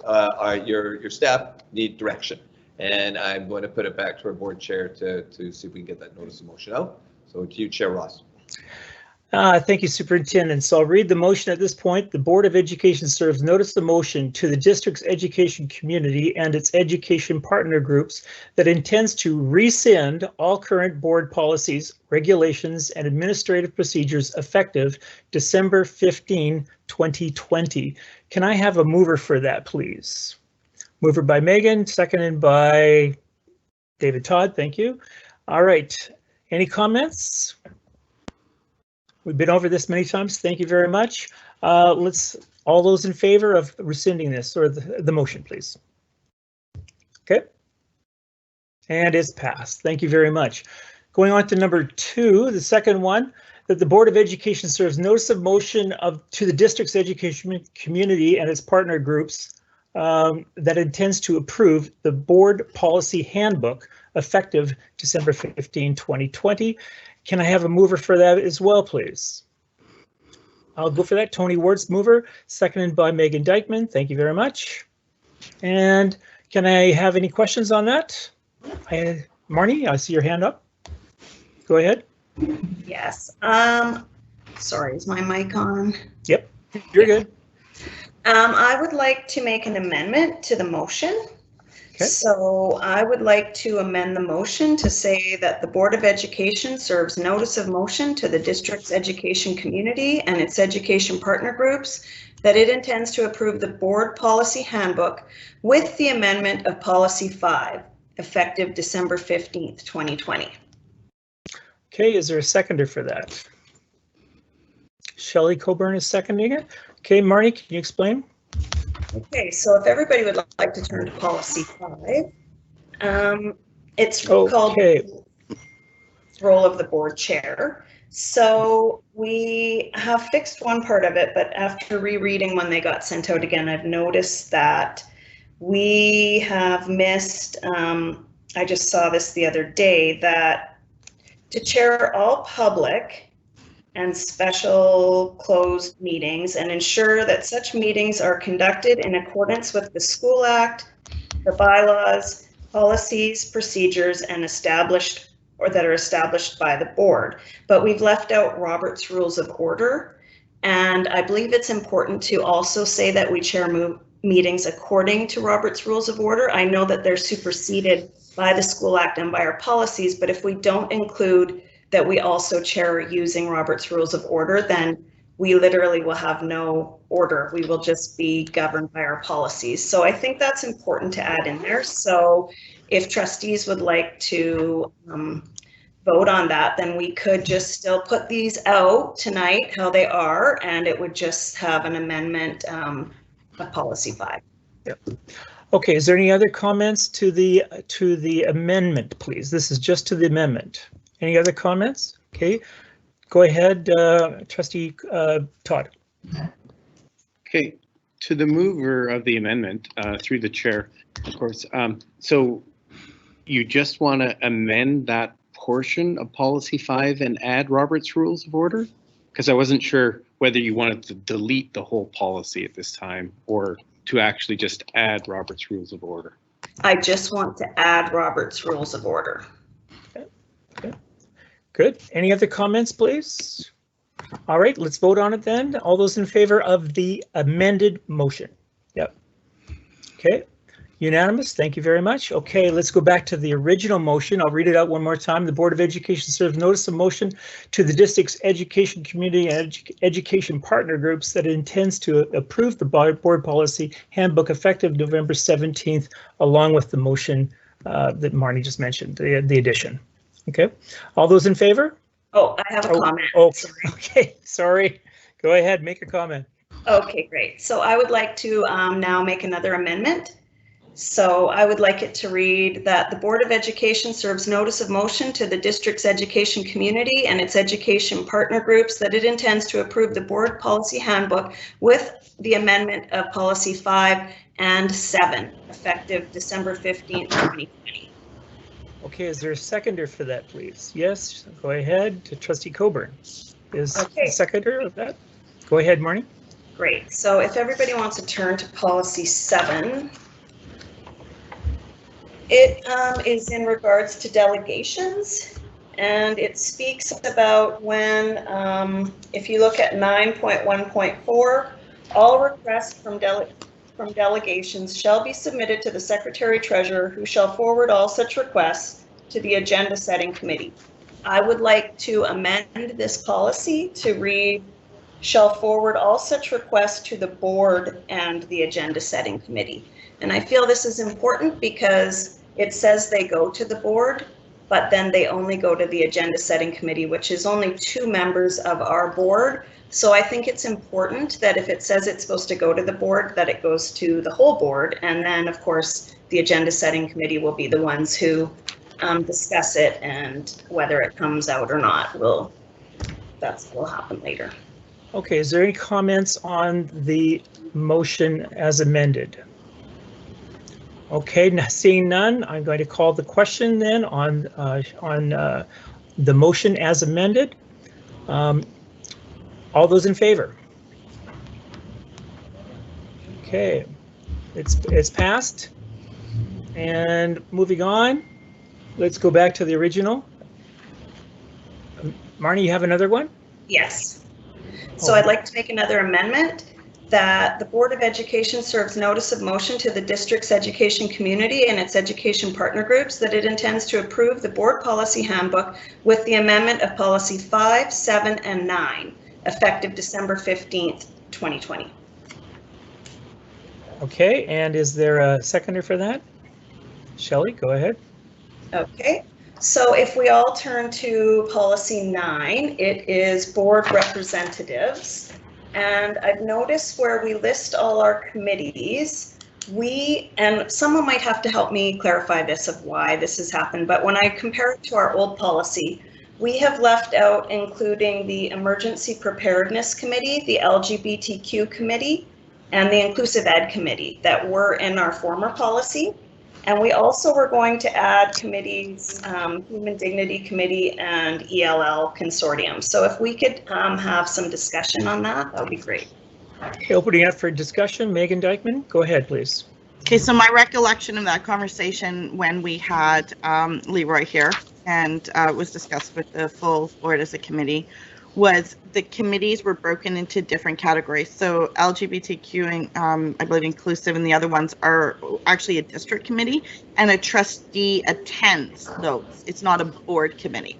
And then the Human Dignity is not a board committee, it's an external person. So they write to the board chair and the board chair assigns somebody from that, but all trustees are asked for their interest. So what you have is a policy that has the board committees, The other committees are the domain of the district or an external partner, and that's why it was reflected that way, and that was the conversation we had at the time.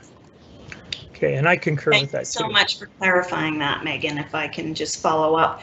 I do remember that it was going to be put in admin procedure just because it would be the property of the district, but then I didn't see it in admin procedure, so I just didn't want to lose it.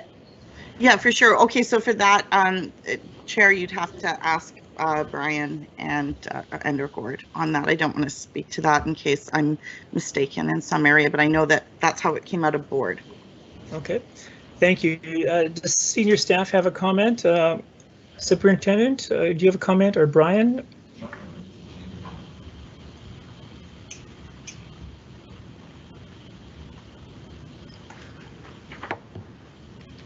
Second. Yep, I can hear it. For committees, we don't list all our committees in our admin procedures, so that doesn't. We have other committees that are not specifically referenced in those admin procedures. It doesn't exclude us from having them or doing those processes. Does that answer your question? I think so. And then could I ask a question for point of clarity, Chair Ross? Yes, go ahead, please. Staff are a little confused on the motions that have been passed as to what staff is to do. So would like clarity on those two motions. Are we making the amendments to the policies and sending them out as part of the notification, or are we sending them out as is with some sort of note? No, that wasn't clear to myself or the superintendent. Okay, I'm really confused here. I need some help from the trustees here. Megan, do you have a comment? So the policies are being asked to be amended, so they'd be served notice with an amendment. So there would be a note put in the package of an amendment. So it would be like, this has gone out, but amendment this. So you could either show that within the text, or you could show that as a note on the notice of motion. Brian, is that helpful?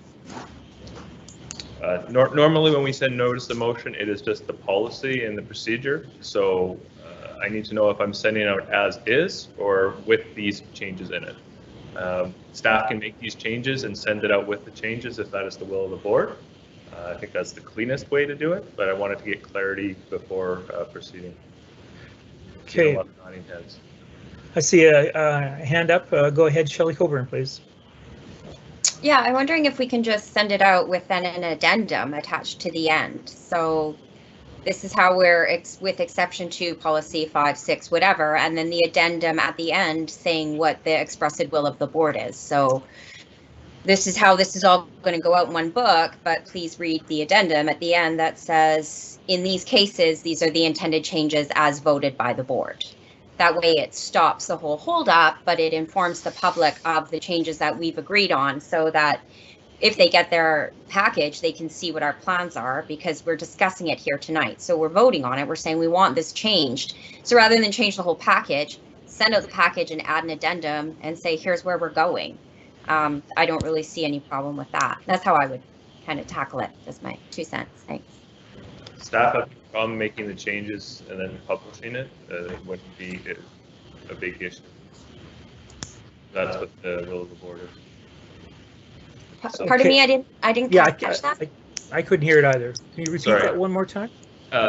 If there are a couple minor changes, staff have no issue making those changes and publishing the notice with the change so that it is reflect the will of the board of what they intend to adopt in the December meeting. I think it just is clear for the public instead of having to read through the whole document and then having some footnote or a add-on at the end trying to provide clarity. But I just wanted to make sure that I was understanding the will of the board clearly. Yeah. That would be what I expect the will of the board, if I could just get a show of hands to make sure that we're all in agreement. No surprises there, Tony? Good, thank you. Thank you. All right, very good. Thank you very much. Also, I'd be willing to withdraw my last amendment since it's been cleared up as to why those committees weren't in there. Okay, thank you very much. As far as withdrawing that, withdrawing amendment policy 9. Okay, policy 9. So then we could just move on then. Okay. So I just need clarity as to where we are in the program right now. I've got back to the main motion. Back to the main motion. And I have nothing to say on it, so. Okay, very good. It's getting late. The Board of Education serves notice of motion to the district's education committee that the education partner groups that intends to approve the policy handbook effective December 15, 2020. Actually, it was amended to say policy 5 and 7, but I have one more thing to say. I'd like to amend it to say that the Board of Education serves notice of motion to the district's education community and its education partner groups that it intends to approve the board policy handbook with the amendment of policy 5, 7, and 18. Okay. Oh, I think we've got a mover. Gosh golly, there you go. Thank you, Shelley, for being the seconder. Sorry, go ahead. Great. So if everybody wants to turn to policy 18, it is our student transportation policy.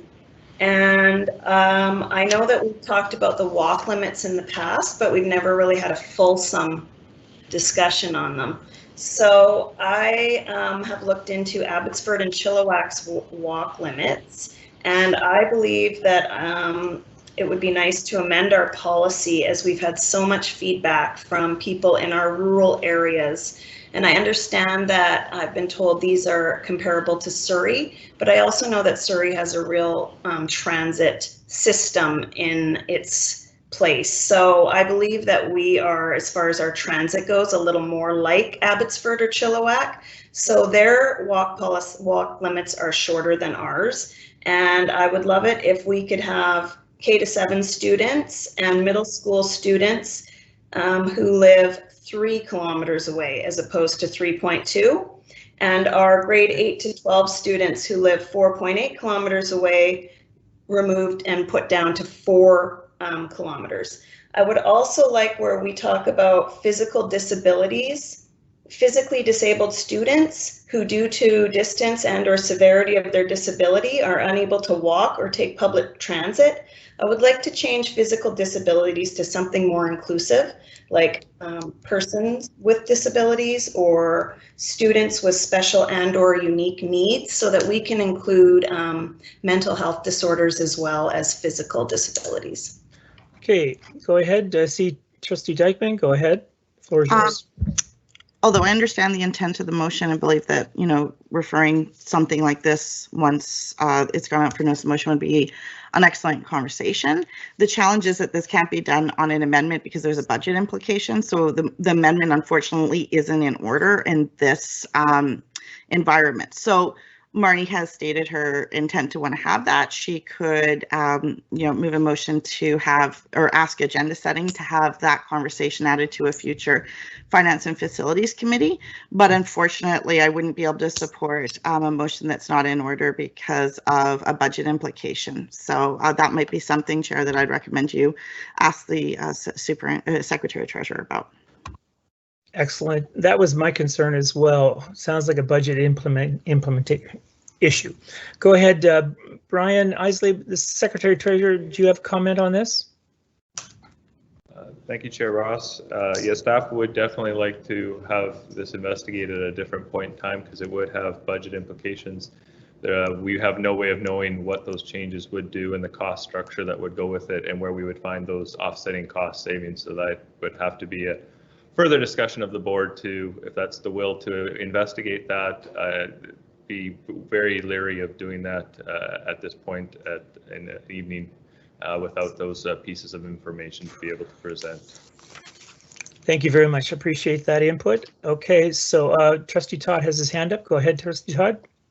Hi, yeah, so through the chair, once again, I'm just curious because the orders of the day actually asked for a 9 o'clock adjournment, and I was just curious if Trustee Wilson had additional amendments, and also because I'm concerned, we did have a meeting about this, and which we gave a chance, and to me, we're doing a lot of committee work that shouldn't be done in our public meeting right now. So that's somewhat my concern. So I'm just wondering if she has additional amendments at this time.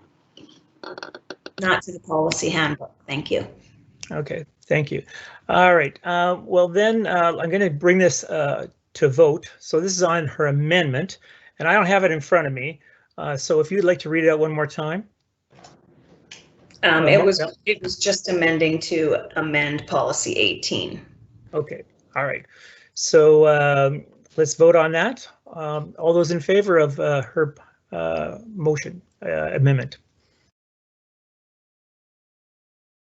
Seeing no hands, it is okay. It declined. Okay, so it's not passed. All right. Thank you. We go back to the original. Actually, Secretary Treasurer, which one are we on right now? Then are we on the very last one? Is that what I understand? No, you're on 2. You're on the policy handbook. Still on policy handbook. Okay. So now we're voting on the main motion as amended. Main motion as amended. Again, I don't have it in front of me, so if we could vote on the motion amended as requested. Okay, all those in favor? Okay, it's passed. Thank you very much. All right, the last one of the day, and considering the time, I hope this will go quickly. The Board of Education serves notice of motion to the district's education community and its education partner groups that intends to acknowledge receipt of the Administrative Procedures Manual for information purposes only on December 1/5, 2020. Okay, can I have a mover of that, please? Shelley, and seconded by David Todd. Okay, thank you. Is there any discussion on this last one? Go ahead, Marnie. Yes, I would like to make an amendment to this motion. I would like it to read that the Board of Education serves notice of motion to the district's education community and its education partner groups that it intends to acknowledge receipt of the Administrative Procedures Manual with the amendment of Administrative Procedure 354 for information purposes only on December 15th. Is there a seconder? Shelley, thank you. Okay, okay, go ahead, Marnie. Yeah, great. Thank you, Chair. So Administrative Procedure 354 is physical restraint and seclusion. This was policy 7300. And although this policy, which is now becoming an admin procedure, is not one that any staff or board members feels very comfortable with, it is necessary for the safety and liability reasons of our district. And we must have something in place. I've gone over it repeatedly, wanting to change or remove parts, but in the end, I know that this all falls to admin and outside of the trustees' purview. What I have noticed, though, is that there is a slight change that has occurred with this from when it was policy to now becoming an admin procedure. And that is that everywhere in the document or admin procedure now where it refers, it just says parent, where it used to say parent, guardian, or caregiver. And I really feel that it is important, especially because there are so many children in foster homes or in care, that we can't just limit this to saying the parent. So I would like this admin procedure to, wherever it says parent, to change to parent, guardian, or caregiver as it originally had when it was in our policies. I'm not sure if that got dropped somehow by mistake or what happened there, but I think it's important. Okay, I think it might be important to have staff comment on this before we go to vote. Is there any staff comment? Superintendent, do you have any comments on this? No staff comment on that particular change. If that manages to capture people we've missed, then obviously we want to make sure we include them. Okay, fine and dandy. Okay, so let's move this then. It's been moved and seconded. Can I have all those in favor, please, of the motion? Okay, thank you. And it is passed unanimously. Thank you very much. Okay, we have completed the meeting and we are at the end of our meeting. The amendment, actually, we have to vote on the main motion still. Oh, thank you. Okay. Aren't you good? That the Board of Education serves notice of motion to the district's education community and education partner groups that intends to acknowledge receipt of the Administrative Procedures Manual and the amendment that Marnie just made that was just passed by the board for information purposes only on December 1/5/2020. Can I have a mover and seconder? Okay, this moved by Coburn and seconded by Trustee Perot. All those in favor, please. It is unanimous. Thank you very much. Well done, folks. Okay. Can I move to adjourn? We're at 9 o'clock and I'd love to have the last chance to adjourn since it's my last meeting. Thank you. Motion to adjourn is by Megan Dykeman, seconded by David Todd. Thank you very much. And all those in favor, I guess. Thanks, we're done. Nick. Thank you, everyone. Take care. Mitch. Okay, take care, everyone. Good job, Rod. Thank you, Megan. Thank you. Good job. Appreciate that, Tony. Appreciate it very much. You need to buy me coffee this week, okay?